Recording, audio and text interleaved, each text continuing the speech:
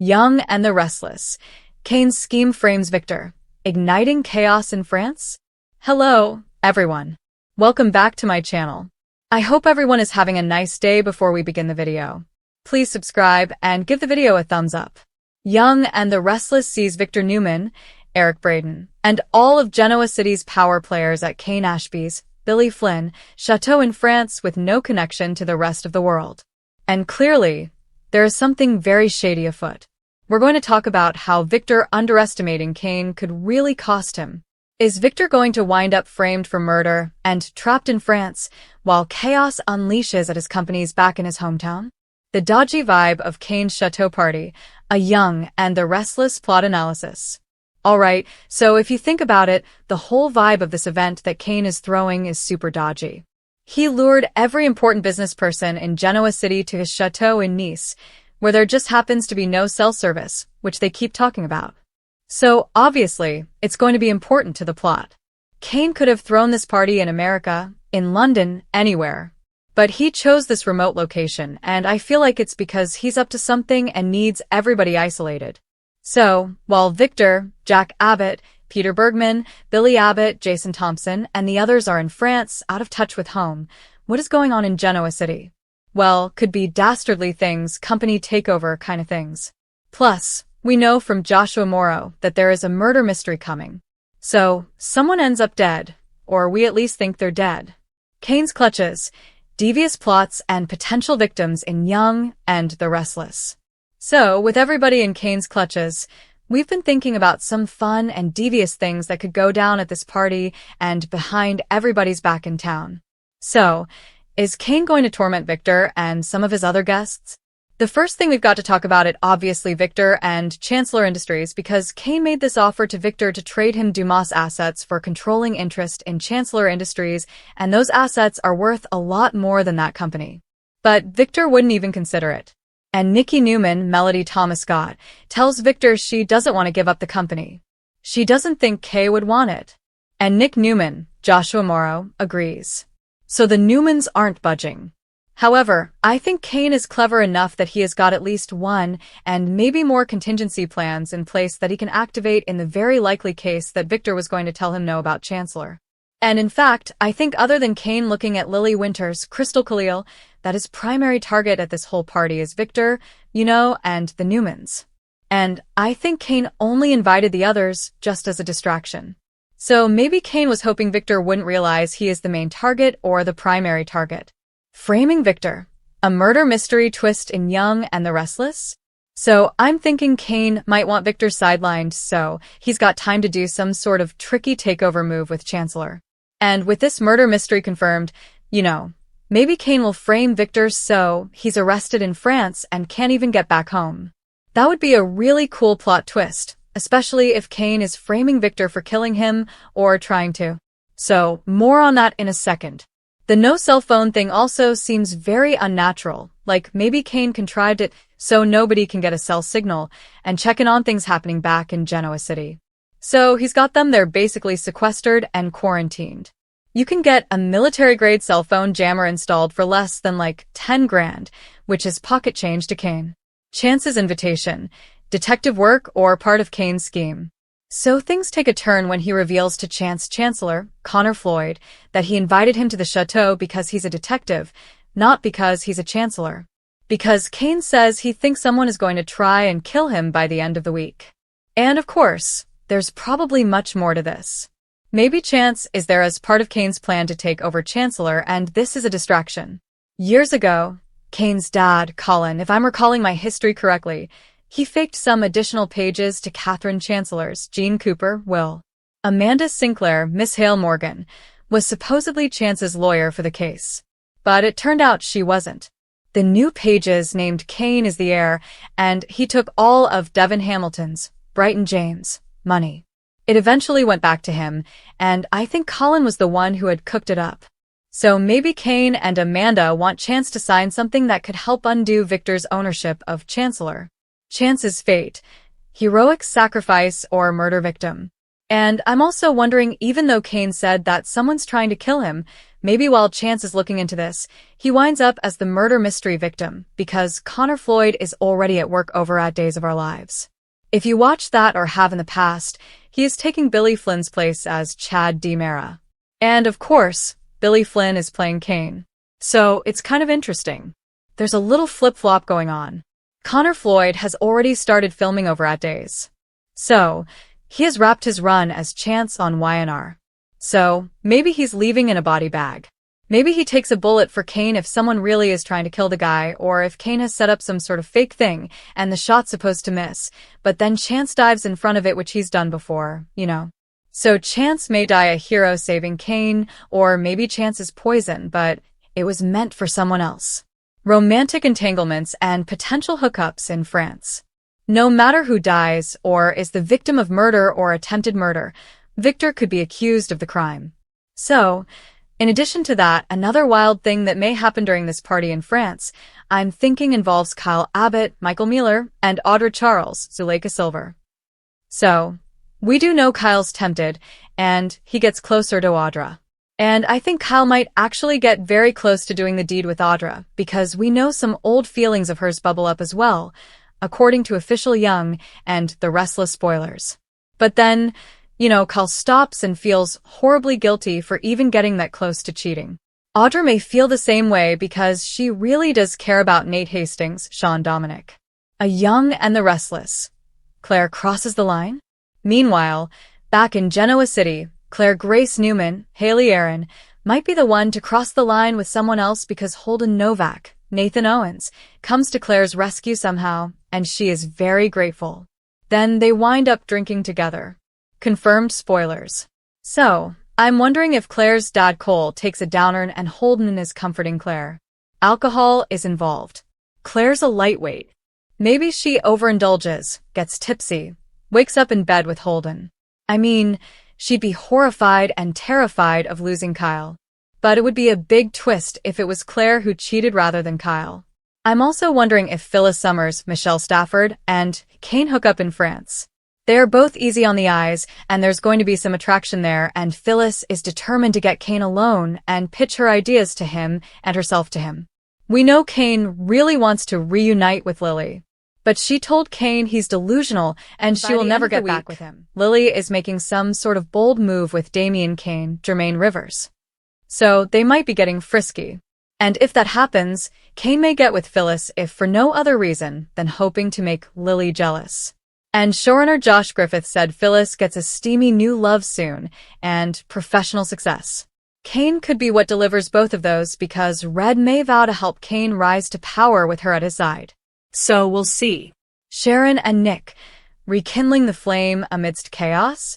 The last thing I wonder if it could happen at the chateau is Sharon Newman, Sharon Case, and Nick have a little romantic interlude, have too much of that good French champagne, get tipsy, and end up sleeping together during this trip. They keep gravitating towards each other. But Nick is afraid he'll hurt Sharon like he did in the past. But with the drinks flowing, no distractions and chaos and craziness going on around them, they may get wrapped up in each other and rekindle that spark. I cannot wait to see this murder mystery kick off to see whether Chance is the victim, whether he survives, who takes the fall for the crime. Will it be Victor who is framed and takes the fall? We'll see. The Young and the Restless is gearing up for a storyline that could shake Genoa City and reverberate all the way to France. Rumors are swirling that Kane's next move might involve a daring and dangerous scheme that frames none other than Victor Newman, a power play that could send shockwaves through business empires and personal alliances. If true, this twist promises chaos, deception, and a war that stretches far beyond corporate boardrooms. Kane Ashby has always been a complex figure, capable of charm and manipulation in equal measure. In recent weeks, subtle hints have suggested he's plotting something bigger than ever before. His return to the canvas has already set fans on edge, with his interactions laced with hidden motives and cryptic remarks. Kane's eyes are reportedly set on dismantling Victor's control, but this time, he's not using direct confrontation. Instead, the word is he's crafted a meticulous framing operation, leveraging international connections, shadow deals, and a calculated plan centered in France, a location that's becoming increasingly important in YNR's evolving plotlines. Victor Newman, the indomitable titan of business and family, has survived betrayals, takeovers, and near-death schemes. But Kane's rumored plan is different because it aims to damage Victor's reputation on a global scale. According to insiders, Kane is using shell companies, forged documents, and intermediaries to make it appear that Victor is at the center of a massive international corporate scandal. French authorities may become unwitting players in this scheme as Kane's manipulations reportedly plant evidence overseas, making the case appear airtight. The chaos begins when Victor receives unexpected legal notices from French regulators, accusing him of orchestrating illegal acquisitions and fraudulent financial activity tied to a mysterious Parisian firm. Victor, known for his instinct to control every situation, is blindsided. His empire faces the threat of being frozen in European markets, and his allies begin to panic.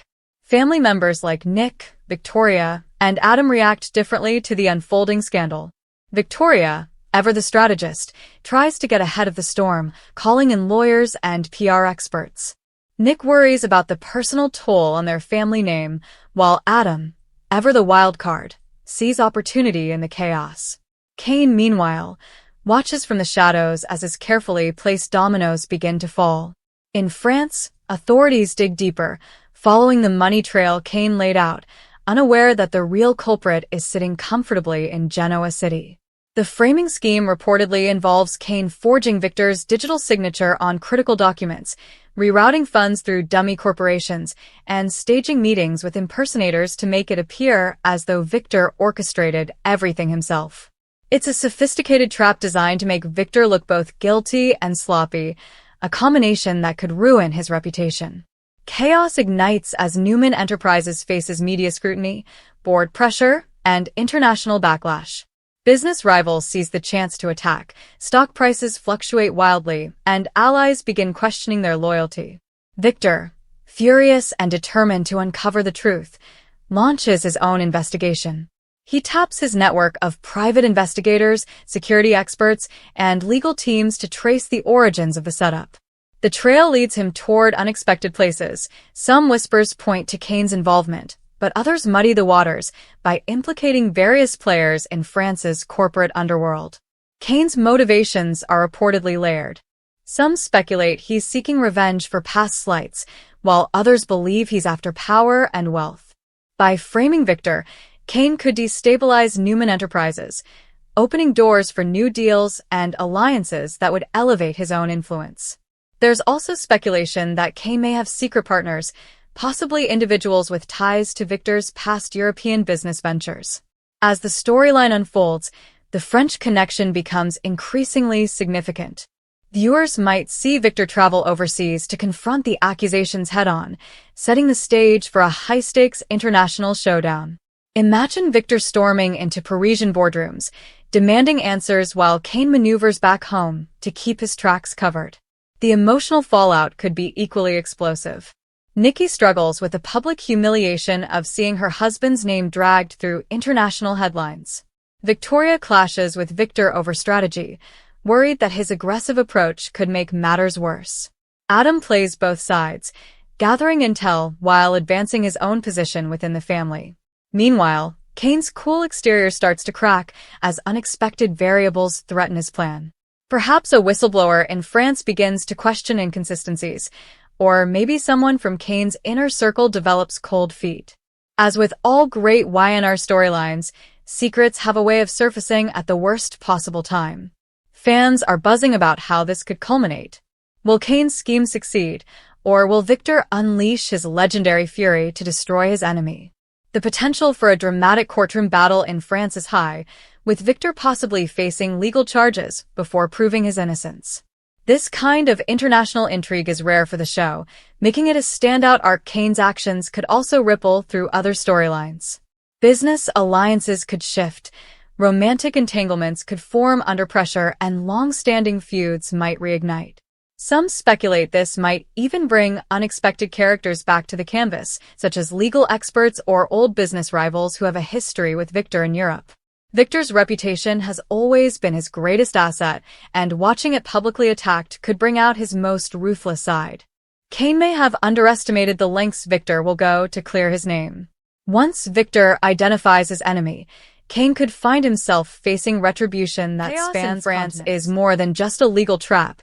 It's a psychological game designed to make Victor doubt himself, his family, and his empire. But Victor Newman is not easily broken. The storyline teases a back-and-forth battle filled with misdirection, power plays, and shocking reveals. Cain's framing scheme might look flawless at first, but in Genoa City, secrets don't stay buried forever. Viewers can expect dramatic confrontations, power meetings in sleek French offices, emotional family showdowns, and the inevitable moment when the truth starts to unravel. Whether Cain emerges victorious or finds himself cornered by Victor's wrath remains to be seen. One thing is certain, this explosive storyline is set to ignite chaos both in Genoa City and across the Atlantic, bringing a fresh, international edge to the young and the restless. Young and the restless fans are bracing for a storm unlike anything the Newman Empire has faced in years, as whispers of Cain's elaborate framing scheme begin to pick up speed. In Genoa City, tensions mount as Victor's world teeters on the edge of scandal, and across the ocean in France, the seeds of chaos that Cain planted begin to sprout in dangerous ways. Reports suggest that Cain's plot isn't just a spur-of-the-moment attack, but a carefully constructed operation involving months of planning, secret alliances, and forged trails designed to lead investigators directly to Victor. The storyline is said to take viewers into the high-stakes world of international finance, corporate espionage, and personal revenge, blending emotional drama with a thriller-like pace. Cain's rise back into power circles has been subtle but calculated. He's been quietly meeting with figures tied to Victor's old business dealings in Europe, individuals who hold grudges or have long memories of being bested by the Newman patriarch. By aligning with these shadowy contacts, Cain has built a network capable of pulling off one of the most dangerous framing jobs in soap history. The plan reportedly involves a fake investment deal in France, one that looks legitimate on paper but is built entirely on falsified documents and ghost corporations. By placing Victor's signature and company seals on contracts, Cain is able to make it seem as though Newman Enterprises orchestrated a massive illegal takeover. French regulators, already suspicious of corporate giants expanding into their markets, become easy pawns in Cain's dangerous game. As the accusations surface, French media outlets seize on the story, painting Victor as a ruthless tycoon involved in questionable international dealings. Headlines spread like wildfire, tarnishing the Newman name abroad and threatening to undermine business partnerships across Europe. Victor, used to being the one pulling strings, suddenly finds himself cornered by forces he can't immediately control. Back in Genoa City, the Newman family scrambles to contain the fallout. Victoria is furious, both at the situation and at her father's initial denial that anything could be wrong. She pushes for immediate crisis management, hiring elite European legal teams and damage control specialists to address the unfolding scandal. Nick, deeply protective of the family's legacy, takes a more emotional route, focusing on how the public perception of the Newmans could permanently change. Adam, meanwhile, plays his usual complicated game, seemingly supportive while quietly analyzing how he can turn the chaos to his advantage. Nikki struggles under the weight of the scandal, fearing what this could mean for their carefully built empire and social standing. Cain, watching all of this unravel from the shadows, appears confident. His scheme is working exactly as planned. He's created a trail that looks authentic, down to the smallest details. From bank accounts opened under forged identities to fake meetings staged with actors posing as Newman executives, Cain has ensured that the French authorities believe Victor is at the center of it all. His ability to stay undetected stems from his understanding of Victor's patterns. He knows Victor will lash out quickly, trying to control the narrative, and Cain uses that to his advantage. The more Victor pushes back publicly, the guiltier he appears. But no plan is ever perfect, and cracks are bound to form. A junior investigator in France begins to question a few details that don't quite add up.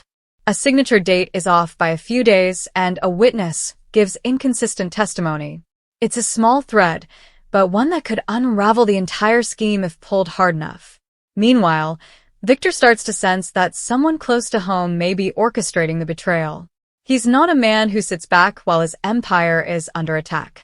He quietly launches his own counteroffensive, calling on loyal contacts in Europe who owe him favors. A dangerous game of international chess begins, with Kane making bold moves and Victor countering with precision. As the scandal deepens, corporate rivals take advantage of Newman Enterprises' moment of weakness. Competitors swoop in to poach contracts and sow doubt among board members. Allies begin to waver, and stock prices fluctuate, threatening to destabilize everything Victor has built. Family meetings grow heated, with accusations flying and trust crumbling. Victoria begins to suspect Adam of involvement. Adam points fingers at outsiders, and Nikki begs them all to stay united. Amid all the chaos, Kane enjoys the thrill of seeing Victor publicly humiliated, but he underestimates just how far Victor will go to uncover the truth. There are whispers that Victor might make a surprise trip to France, not just to clear his name, but to confront the people involved face to face. A dramatic overseas showdown seems inevitable, with Paris serving as the backdrop for explosive confrontations and shocking reveals. This storyline has all the ingredients for a blockbuster arc: betrayal, international intrigue, family division, and a battle between two cunning masterminds. Kane believes he's built an airtight trap, but Victor has a history of turning the tables on his enemies when they least expect it. As the pressure builds, Kane will have to navigate unexpected obstacles, shifting alliances, and the risk that his closest associates might turn on him to save themselves. The chaos in France is only the beginning. Once Victor identifies Kane as the mastermind, viewers can expect an all-out war that spans continents and tears through Genoa City's power structure. The question isn't just whether Victor can clear his name, it's how far he's willing to go to destroy the man who dared to frame him. Victor's decision to personally fly to France marks a turning point in this explosive young and the Restless storyline. The patriarch has weathered countless betrayals, but this time the attack is public, international, and deeply personal. Boarding his private jet, Victor leaves behind a fractured Newman family to confront the accusations head-on. In Paris, he's greeted not with the usual respect and admiration, but with suspicion, flashing cameras, and French regulators waiting to interrogate him. The atmosphere is tense, the stakes sky-high, and the power dynamics unfamiliar. Victor, a man accustomed to being the hunter, suddenly finds himself cast as the prey. Kane, back in Genoa City, watches the chaos from afar like a conductor overseeing a symphony of deception. His scheme has hit every note so far, financial evidence pointing to Victor, credible witnesses backing the fabricated deals, painting Victor as a corporate villain operating in the shadows. It's a calculated campaign designed to not only weaken Victor's empire, but also bruise his legendary ego. Meanwhile, in France, Victor takes control of his own narrative. He begins by hiring one of the most formidable French legal teams, known for dismantling corporate fraud cases with surgical precision.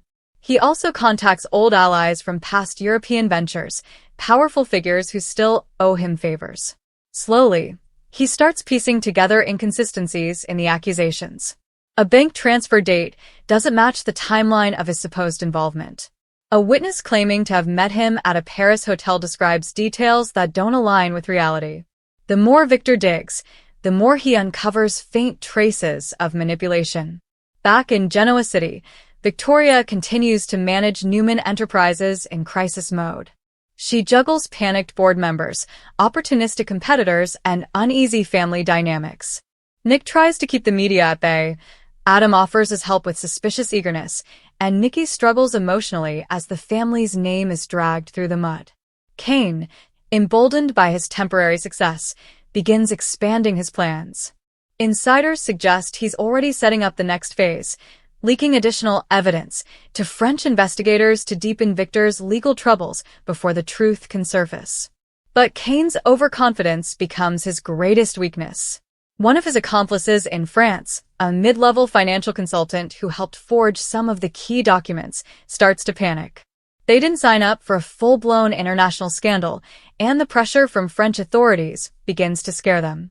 Quietly, they reach out to a contact who has ties to Victor's legal team, hinting they have information that could change everything. Victor, sensing an opportunity, arranges a secret meeting in a quiet Parisian cafe. The whistleblower reveals fragments of the plot, enough to confirm that Victor has been deliberately framed, but not enough to name Kane outright. It's a crucial breakthrough. Victor realizes the scheme wasn't hatched overseas. It originated in Genoa City. His fury grows, but so does his focus. He knows the kind of betrayal that would target him this way must come from someone with deep knowledge of his business dealings, someone who can anticipate his moves. Kane fits that profile perfectly. The Paris investigation intensifies. French authorities are split between those convinced of Victor's guilt and those swayed by the new inconsistencies emerging. Media speculation grows, with some pundits suggesting Victor may be the victim of a corporate coup. This shift in public perception infuriates Kane, who thrives on control and hates unpredictability. To regain momentum, he accelerates his next move, manipulating European investors to pull out of Newman Enterprises partnerships, hoping to cause irreversible damage before Victor can clear his name. But Victor's counterattack is already underway. He quietly deploys investigators back in Genoa City to follow Kane's financial movements. They uncover unusual transactions linked to offshore accounts and a series of encrypted communications between Kane and intermediaries in France. Piece by piece, the puzzle comes together. Victor decides to keep his suspicions quiet, waiting for the perfect moment to strike. In Paris, the tension reaches a boiling point when Victor is summoned to a high-stakes regulatory hearing. Cameras flash, journalists swarm, and the French officials grill him with pointed questions about the alleged fraudulent deals. Victor remains calm, composed, and strategic. He presents evidence that starts to poke holes in the case against him, shifting the tone of the investigation. Meanwhile, back in Genoa City, Kane's nerves start to fray. Whispers spread that Victor might be onto him, and one of his key associates suddenly goes silent. He tries to tighten his network, but the cracks are already forming. What began as a flawless framing scheme is now threatened by loose ends and Victor's relentless pursuit of the truth. The storyline sets the stage for an inevitable showdown, a battle not just of evidence and accusations, but of wills. Kane has always been clever, but Victor is a master strategist. In France, the boardrooms and courtrooms become arenas for a clash of power and deception, while in Genoa City, unseen forces begin to close in on Kane. His carefully constructed house of cards trembles as Victor edges closer to uncovering his identity as the mastermind. What happens next could redefine power dynamics in Genoa City forever. Kane wanted to humiliate Victor, but he may soon find out what happens when the king of Newman Enterprises decides to strike back. Victor's time in France sharpens his instincts like never before. The accusations have pushed him into unfamiliar territory, but they've also reignited the ruthless strategist who built Newman Enterprises from the ground up. After weeks of piecing together scattered clues, whispers from frightened accomplices, and inconsistencies in forged documents, Victor quietly begins setting his trap for Kane. He knows a direct confrontation too early would give Kane time to bury evidence or spin the narrative. Instead, he opts for precision, a classic Newman maneuver. In Paris, Victor calls an urgent press conference at a grand hotel, drawing international media, business leaders, and regulatory officials. The world expects a desperate man fighting for his reputation, but what they get is a composed, commanding Victor Newman declaring that he has new evidence that will turn this entire case on its head. The announcement sends shockwaves through both France and Genoa City.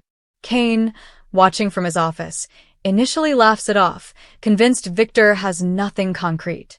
But there's a flicker of unease he can't ignore. While Victor plays the public game overseas, his private investigators in Genoa City tighten their grip. They uncover a secure server Kane used to route encrypted messages related to the forged Parisian deals. One particular email contains metadata that links directly back to Kane's personal laptop. It's the smoking gun Victor has been waiting for. Instead of rushing to the authorities, Victor carefully coordinates with his legal team in France to time the revelation perfectly.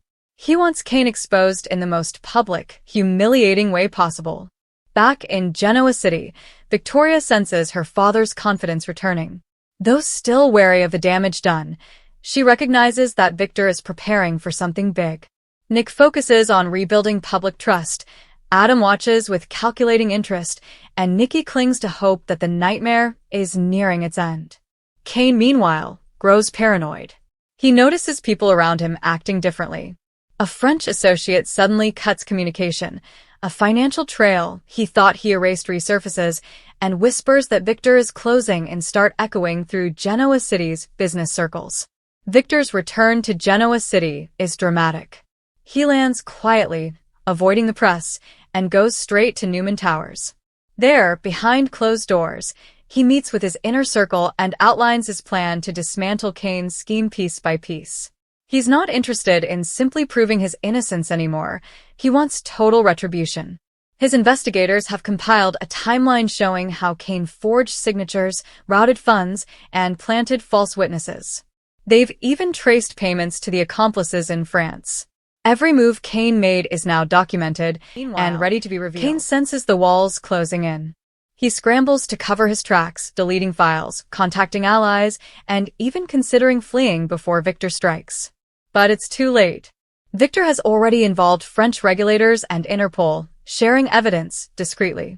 Authorities are now quietly watching Kane's movements, waiting for Victor's green light to make their move. The trap is set during a high-profile corporate gala in Genoa City.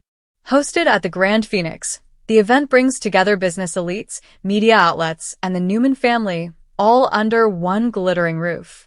Kane attends, projecting confidence, but sweating beneath the surface. He doesn't know exactly what Victor has, but he knows something is coming. Midway through the evening, Victor takes the stage to deliver what appears to be a standard speech about overcoming challenges and family legacy. But then, with chilling precision, he pivots. He begins laying out the timeline of the Paris scandal, not as the accused, but as the accuser. He unveils evidence slide by slide. Forged documents traced back to Kane's devices, financial transactions that lead directly to offshore accounts under Kane's control, and testimony from French witnesses who have turned on him. The room falls silent as Victor's voice cuts through, each word deliberate. Kane's face drains of color as the pieces fall into place for everyone watching. Guests whisper, reporters scribble frantically, and Newman family members exchange stunned glances. Victor ends his speech by declaring, "The man who tried to bring me down sits among us tonight. And his name is Kane Ashby." Gasps ripple through the crowd as security discreetly moves closer to Kane. Kane tries to deny it, but the evidence is overwhelming. French officials, coordinated with Victor, are waiting outside with warrants. The gala turns into a spectacle as Kane is confronted, his smooth facade cracking under pressure. He makes one last desperate attempt to blame others, claiming he was framed, but Victor stands firm, backed by irrefutable proof. The fallout is immediate and explosive. French authorities reopen their investigation, this time clearing Victor and turning their attention fully to Kane. Newman Enterprises' reputation rebounds almost overnight as headlines shift from scandal to vindication. Victor's masterful handling of the situation reinforces his image as a man who cannot be taken down easily. For Kane, the consequences are devastating. His allies abandon him, his schemes are laid bare, and his once calculated confidence turns into frantic damage control. But Victor isn't finished. Behind the scenes, he ensures that Kane faces not only legal repercussions but financial ruin. The empire Kane tried to build on deceit crumbles overnight. The storyline closes this chapter with Victor standing stronger than ever, his family united, and his enemies exposed. Kane, once a cunning rival, is left to face the wreckage of his ambition. But this is Genoa City. Nothing stays quiet for long. Whispers suggest that even as Kane faces legal battles, he may still have one last card up his sleeve. And Victor, ever vigilant, knows better than to underestimate a cornered man. The aftermath of Kane's spectacular downfall reverberates through every corner of Genoa City, leaving no family, business, or alliance untouched. In the wake of Victor's stunning public takedown, the city is buzzing with gossip, speculation, and shifting loyalties.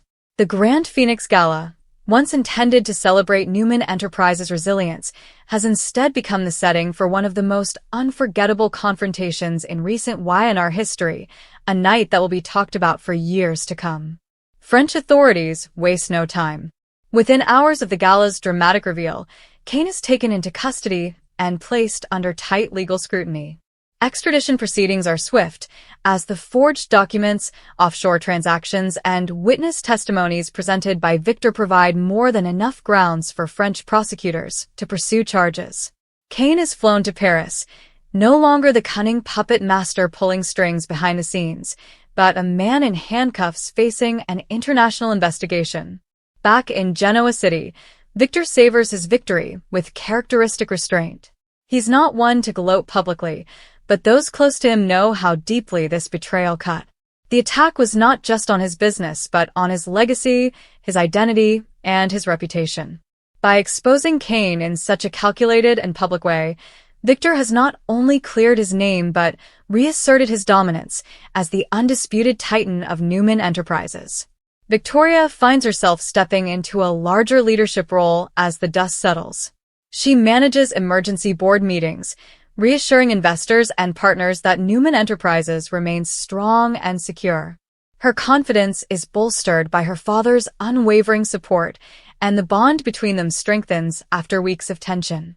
Nick focuses on repairing the Newman image in the public eye, while Adam watches the power dynamic shift, calculating his next move, but begrudgingly respecting Victor's masterstroke. Nikki, relieved and proud, hosts intimate family gatherings to restore a sense of unity. Cain's legal situation quickly turns grim. French prosecutors build a formidable case, leveraging the trail of evidence he left behind. Every forged document, every fake witness, every offshore payment forms part of a damning narrative. His former accomplices, eager to save themselves, turn against him one by one. The financial consultant who originally blew the whistle becomes a key witness, revealing how Cain orchestrated every step of the scheme from Genoa City. The Newman family watches the proceedings closely. Though Victor is satisfied to see justice take its course, he's not blind to the possibility that Cain might attempt a final act of retaliation. Men like Cain don't go down easily, and whispers from Paris suggest he's trying to negotiate a deal behind closed doors, offering up names of others involved in exchange for leniency. Who those names might be remains a tantalizing mystery. Meanwhile, the corporate landscape of Genoa City begins to shift in the wake of the scandal. Rival companies that once tried to exploit Victor's supposed downfall now scramble to rebuild alliances with Newman Enterprises. Some approach with cautious admiration, others do so out of sheer necessity. Victor, ever the strategist, uses this moment to expand Newman's influence in Europe, turning the crisis into an opportunity. French officials, impressed by his cooperation and transparency, even opened doors to new partnerships that were previously closed. For Cain, the courtroom drama in France is both public and humiliating. Media outlets across Europe and the US cover every development. Photos of him arriving at hearings in shackles dominate the headlines. His once carefully curated image of charm and sophistication crumbles under the weight of evidence and public scrutiny. The legal team he hastily assembles struggles to build a credible defense, especially as his co-conspirators deliver testimony that paints him as the mastermind. But Y&R thrives on unexpected twists, and just when it seems Cain's fate is sealed, rumors emerge that he may possess damaging information about another powerful Genoa City figure. Speculation runs wild. Some whisper it could be a business rival. Others think it might involve a secret within the Newman family itself. Whatever the truth, it's clear Cain is not done playing the game, even from within a courtroom. He instructs his legal and security teams to monitor every development closely. Though he has won the battle, he knows wars in Genoa City rarely and cleanly.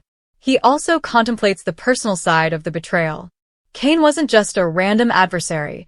He was someone who knew Newman Enterprises intimately, someone who understood how to exploit its weaknesses. Victor makes a mental note to tighten the company's inner circle and root out any lingering vulnerabilities.